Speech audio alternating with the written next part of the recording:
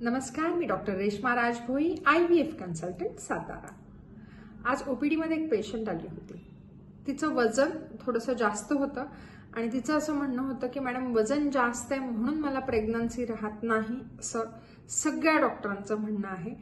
तर खरंच वजन जास्त असणं आणि वंध्यत्व हे निगडित आहे का?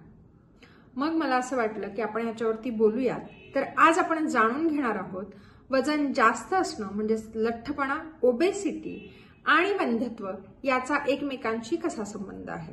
खूप महत्त्वाचं मला इथे नमूद करायचं आहे की साधारणपणे ज्यांचं वजन जास्त असतं, ज्यांच्यामध्ये लठ्ठपणा असतो, त्यांच्यामध्ये PCOS म्हणजे पॉलिसिस्टिक ओव्हेरियन सिंड्रोम दिसून येतं। की आपल्याला सर्वांनाच माहिती आहे की PCOS मध्ये सिस्ट फॉर्मेशन्स होतात, छोटे छोटे बीज तयार होतात, अंडबीज व्यवस्थितरित्या न वाढता ते फुटत नाहीत, म्हणजे ओव्ह्युलेशनची प्रक्रियाच थोडीशी हे इश्यू देते। सो जर एग नसेल तर मग प्रेग्नन्सी राहायला नक्कीच थोडासा इश्यू येतो। जर वजन जास्त असेल तर इट अफेक्ट्स द ओव्ह्युलेशन म्हणजे अंडबीज फुटण्याची प्रक्रिया ओबेसिटीशी रिलेटेड आहे।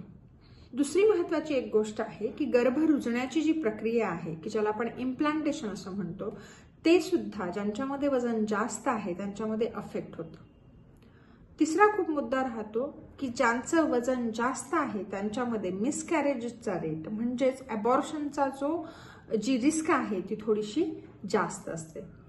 तसंच जेव्हा प्रेग्नन्सी राहते तेव्हा 9 महिने प्रेग्नन्सी जेव्हा आपण कॅरी ऑन करत असतो तेव्हा वजन जास्त असेल तर प्रेग्नन्सीमध्ये येणारा ब्लड प्रेशर, प्रेग्नन्सीमध्ये येणारा डायबिटीज, लवकर डिलिव्हरी होणं म्हणजे 7व्या 8व्या महिन्यातच डिलिव्हरी होणं, ज्याला आपण प्रीटर्म डिलिव्हरी असं म्हणतो, हे ओबेसिटीशी म्हणजेच लठ्ठपणाशी निगडित असतं।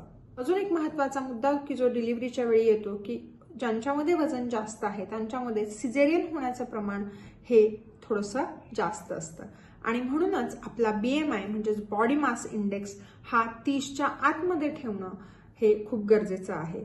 मी प्रत्येक पेशंटना सांगण्याचा प्रयत्न करते की आता जे वजन आहे आणि जर BMI जास्त असेल तर at least if you reduce 10% of your body weight म्हणजे जेवढं तुमचं वजन आहे त्याच्यात जरी 10% जरी वजन तुम्ही कमी करू शकाल तरी सुद्धा आपण नक्कीच आपली प्रेग्नन्सी अचीव करू शकतो। धन्यवाद।